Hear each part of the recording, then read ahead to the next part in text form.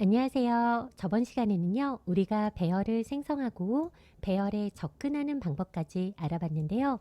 오늘은 이 배열을 가지고 배열의 랜덤한 값을 저장한 다음에 그 랜덤한 값의 평균을 구하는 코드를 작성해 보도록 하겠습니다. 일단은 파일 하나 생성하고 가도록 할 건데요. 챕터 10에서 오른쪽 버튼 New 클래스 선택해 주시고요. 두 번째 파일을 생성하도록 하겠습니다. 이름은 평균을 구할 거기 때문에 average라고 주고요. 메인 만들고 피니시 버튼 누르겠습니다. 자, 저는요 100개짜리 배열을 생성한 다음에 그 배열에다가 랜덤한 값을 집어넣도록 할 건데요. 그러려면 100개의 값을 저장할 공간이 필요하겠죠. 그러면 우리가 배열을 이렇게 선언을 해주시는데 그 배열의 참조 변수를 num이라고 주도록 하겠습니다. 그리고요, 여러분들이 new라는 키워드를 이용을 해서 int형의 메모리를 100개 선언하겠다라고 써주실 수가 있죠. 자, 이렇게 되면 메모리가 어떻게 할당이 되냐 하면요, 우리가 일단 여기에서 int형의 인덱스 num 하게 되면 배열을 참조할 수 있는 참조 변수가 이렇게 생성이 되는 거고요. new 다음에 이렇게 할당되는 게 실제 메모리가 할당이 되는 건데 int형의 변수를 100개 할당한다는 거죠. 그러면 int형의 변수가 이렇게 100개가 할당이 될 텐데요. 그러면 첫 번째 이 num이 이 배열을 참조하고 있다는 건 이 메모리의 첫 번째 주소값이 num에 저장이 됐다라는 거고요. 각각의 원소에 접근하는 방법은 첫 번째 원소는 num 0이고요. 두 번째 원소는 num 1이고 세 번째 원소는 num 2고요. 무조건 첫 번째 원소는 0에서부터 시작한다 그랬죠. 그리고 마지막 원소는 num의 99번째인데요. 첫 번째 원소가 0에서 시작을 하기 때문에 마지막 원소는 배열의 크기보다 항상 1이 작은 값이 들어가게 되죠. 자, 이렇게 해서 100개의 메모리가 할당이 됐는데요. 이 메모리에 제가 랜덤한 값을 집어넣어 보도록 하겠습니다. 자, 그러면 랜덤한 값을 집어넣을 건데요. 0에서 9 사이에 랜덤한 값을 집어넣어 보도록 할게요. 자, 일단은 메모리가 100개이기 때문에 0부터 99까지, 그러니까 이 배열에 1000자를 돌릴 반복문을 하나 쓰도록 할 건데요. 이 반복문은 0에서부터 99까지 돌도록 해보겠습니다. 그러면 우리가 for문을 돌도록 할 건데요. int i는 0부터 시작하니까, 그리고 i가 100보다 작을 때까지, 100보다 작은 값은 99까지 돌겠죠. i를 뿔뿔하게 될 텐데요. 이렇게 돌리는 이유는 배열에 1000자를 돌리기 위해서 이렇게 0부터 100보다 작을 때까지 돌리게 됩니다. 그럼 0부터 99까지 돌면서 랜덤한 값을 넣고 싶은 거죠. 처음에는 num 0번째에다 랜덤한 값을 주고, 다음에는 1번째, 다음에는 2번째, 다음에는 3번째 해서 최종적으로 99번째까지 랜덤한 값을 넣을 건데요. 이렇게 0부터 99까지 반복하기 위해서 우리는 for문을 돌게 됐고요. 이 for문을 i로 반복하기 때문에 i 값을 넣어주게 되면 얘는 0부터 99까지 반복하면서 랜덤한 값을 넣어주시면 되죠. 메스전 랜덤으로 제가 0부터 9까지의 랜덤한 값을 넣어보도록 하겠습니다. 그러면 곱하기 10해서 10으로 곱한 값에 뭐를 구하시면 된다 그랬죠? 정수값을 구하시면 된다 그랬죠? 이렇게 되면 정수값은 0에서부터 9까지가 나올 수 있게 됩니다. 자, 그러면 정말로 0에서부터 9까지의 정수값이 나왔는데 저기에서 저장한 이 num i 값을 출력해 보도록 할 건데요. 출력하기 위해서 제가 print f를 써서요. 4자리 공간을 확보해서 한번 출력해 보도록 할게요. num i라고 이렇게 출력을 해볼 거고요. 이렇게 해서 출력을 하게 되면 제가 이렇게 0부터 9까지의 랜덤한 값이 저장된 걸 확인하실 수가 있게 됩니다. 자, 그런데 한눈에 잘 안 보이는 것 같아서요. 출력을 10개 단위로 끊어서 한번 해보도록 하겠습니다. 자, 그래서 어떻게 할 거냐면 만약에 i 값이 9랑 같거나 i 값이 19랑 같거나 i 값이 29랑 같을 때는 제가 뭐를 할 거냐면 줄바꿈을 한번 해보도록 하겠습니다. 그럼 프린트LN에다 아무것도 안 쓰게 되면 줄바꿈 한 번만 수행하게 되는 거죠. 그러면 이렇게 어떻게 되냐면 9일 때 줄바꿈하고 19일 때 줄바꿈하고 29일 때 줄바꿈하고 이렇게 9, 19, 29일 때 줄바꿈이 됐거든요. 그러면 우리가 또 뭐 하고 싶었냐면 39, 49, 59 해서 마지막 99일 때 모조리 다 줄바꿈을 하고 싶어요. 그러면 얘네들은 다 1의 자리가 모인 경우에 줄바꿈을 하고 싶다는 거죠.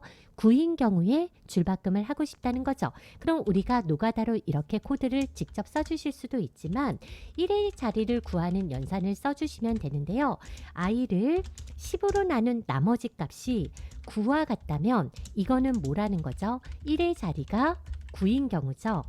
1의 자리가 9인 경우 우리는 뭐 하겠다? 줄바꿈을 해주겠다라고 해주시면 되고요. 이렇게 하게 되면 1의 자리가 9인 경우에 줄바꿈이 되어지니까요. 얘가 왜 주석 처리가 됐죠? 주석 처리 빼고요. 1의 자리가 9인 경우에 줄바꿈이 된다라고 해주시면요. 1의 자리가 9인 경우에 줄바꿈이 되니까 이렇게 한 줄에 10개 단위씩 끊어줄 수가 있게 되는 거죠. 자, 이렇게 해서 제가 이렇게 10개 단위씩 끊어 갔는데요. 지금 우리가 하고 싶었던 거는 이 정수들의 평균을 구하는 코드를 짜고 싶었던 거죠. 그럼 평균을 구하려면 어쨌든 저장된 값의 합계를 구해야 되니까 합계를 구할 변수를 제가 토탈이라고 하나를 선언하도록 하겠습니다. 그러면 일단 토탈은 0에서 시작을 해야 되겠죠. 그러면 토탈 값은 0번째 저장된 값, 1번째 저장된 값, 2번째 저장된 값, 마지막에는 99번째 저장된 값이 누적이 돼야 되죠. 그러면 여기에서 랜덤한 값을 저장하고 나서 토탈에다가 뭐 해줄 수가 있냐면 누적해 줄 수가 있게 되는 거죠. 토탈은 현재 있는 토탈 값에다가 계속해서 밀어 넣겠다. num i 값을 계속해서 누적하면요. 토탈은 처음에는 0이니까 0 더하기 토탈 값 바뀌고 또 바뀌고 이렇게 되면요. 저장된 정수를 뭐 할 수가 있게 되냐? 누적할 수가 있게 되는 거고요. 이렇게 되면 계속해서 값이 누적이 돼서 이 저장된 값들의 평균을 이렇게 총점을 구할 수가 있게 됩니다. 그러면 우리가 최종적으로 해야 될 거는 저장된 정수를 누적을 해줬고 그리고 출력도 해줬고요. 출력은 10개 단위로 보이기 위해서 이렇게 if문까지 줬는데요. 최종적으로 우리가 보여주고 싶은 거는 정수 100개의 평균을 구하고 싶었던 거죠. 그럼 반복문을 빠져나와서 여기에서 평균을 구해보도록 하겠습니다. 자, 여기에다가 뭐라고 할 거냐면요. 정수 100개의 평균은 이렇게 해서 토탈 나누기 100이죠. 100인데 정수연산의 결과는 몫을 구하니까 형변환을 시켜보도록 하고요. 이렇게 입니다 라고 해서요. 소수점 이하까지 보여지도록 평균을 보여주도록 해줄 거고요. 자, 이렇게 해서 돌려보면 정수연산의 평균이 아니라 이렇게 평균을 각각의 저장된 값의 평균을 구할 수가 있게 됩니다. 자, 이렇게 해서요. 우리가 평균을 구하는 코드를 배열에 저장한 다음에 평균을 구해봤는데요. 자, 그런데요. 우리가 배열의 크기를 10개로 바꿔야 되는 상황이 벌어졌다고 한번 해보겠습니다. 그러면 할당된 메모리의 크기가 100개가 아니라 뭐가 돼야 되죠? 10개가 돼야 됩니다. 그러면 이와 같이 도는 반복문도 뭐가 돼야 되죠? 10개가 돼야 됩니다. 그리고요. 여기에서 100으로 나눠주시는 게 아니라 뭘로 나눠줘야 되죠? 얘는 10으로 나눠줘야 되는데요. 실수로 10으로 넣는다라고 하면서 기존에 있는 값을 삭제를 못해서 10이 1000으로 됐다라고 한번 해보겠습니다. 자, 그리고 10개의 평균인데요. 얘도 수정하지 못한 상태라고 한번 해볼게요. 자, 이렇게 됐을 때 돌려보면요. 분명히 10개의 값은 나왔는데 결과는 다른 결과가 나오고 있습니다. 이유는 뭐죠? 배열의 크기를 바꾸면서 이와 같이 바꿔야 될 코드가 너무 많아지기 때문에 얼마든지 개발자들은 실수할 수 있게 되고요. 그 실수로 인해서 컴파일 오류도 안 나고 다운되지도 않지만 결과값만 원하지 않는 논리적 오류가 범해지는 이런 상황이 발생하게 됩니다. 그러면 사실 여러분들 코드를 짜다가 컴파일 에러가 나면 완전 땡큐거든요. 왜냐면 에러 메시지 보고 고치면 되거든요. 하지만 정말 우리를 미치게 하는 건 이거예요. 에러도 없고 다운도 안 되는데 결과만 안 나와. 그러면 도대체 어디서 틀렸는지를 알기 위해서 코드를 처음부터 차례로 다 따라가야 되기 때문에 굉장히 많은 시간을 필요로 하게 됩니다. 그래서요, 여러분들은 코드를 작성하실 때 뭔가 코드가 변경이 됐을 때, 그러니까 코드가 추가되거나 수정되거나 삭제됐을 때 가급적 기존에 있는 코드를 건들지 않고 코드를 작성하는 게 가장 좋은 코드가 될 수가 있게 되거든요. 그럼 여기에서 발생하는 문제가 뭐냐면 배열의 크기가 변경됐을 때 이와 같이 돌아가야 되는 코드가 너무 많다라는 거죠. 그럼 우리가 어떻게 해주냐면 이 배열의 크기를 구할 수 있으면 좋을 것 같아요. 그때 배열의 크기를 구하는 우리가 명령이 있는데요. 배열의 크기를 구하실 때는요.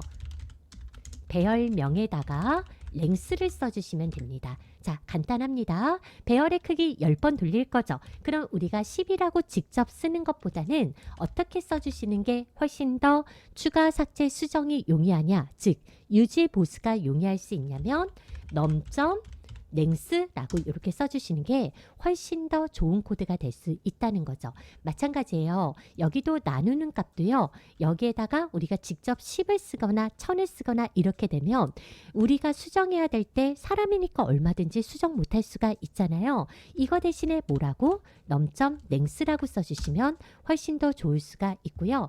여기에서 몇 개의 평균을 구하는 것도 여기에서 몇 개라는 것 대신에 여기에다가 넘점 랭스 이렇게 주셔갖고요. 의 평균은 이렇게 주신다고 하면요. 우리가 이렇게 배열의 크기로 돌아가는 부분에 크기를 구하는 이렇게 연산을 써주시게 되면요. 배열의 크기가 만약에 3번으로 바뀌었어요. 그러면 3번의 코드가 이렇게 돌아가게 되고요. 배열의 크기가 30번으로 바뀌었어. 그러면 이와 따라가는 코드도 다 변경되게 되는 거죠. 어때요? 배열의 크기가 변경된다고 하더라도 코드의 수정이 최소화가 되는 거죠. 이런 코드가 좋은 코드라고 볼 수가 있고요. 때문에 배열의 크기를 직접 써서 반복을 돌리던지 연산을 사용하는 것보다는 이렇게 배열의 크기를 구하는 방법으로 여러분들이 사용해 주시는 게 훨씬 더 좋다라고 볼 수가 있겠죠. 자, 그래서요. 오늘은요. 배열의 크기를 구해서 유지보수가 조금 더 쉬운 코드를 작성하는 방법에 대해서 알아봤고요. 다음 시간에는요. 이 배열을 이용해서 배열에서 최대값과 최소값을 구하는 코드를 한번 작성해 보도록 하겠습니다. 오늘도 고생 많으셨습니다. 감사합니다.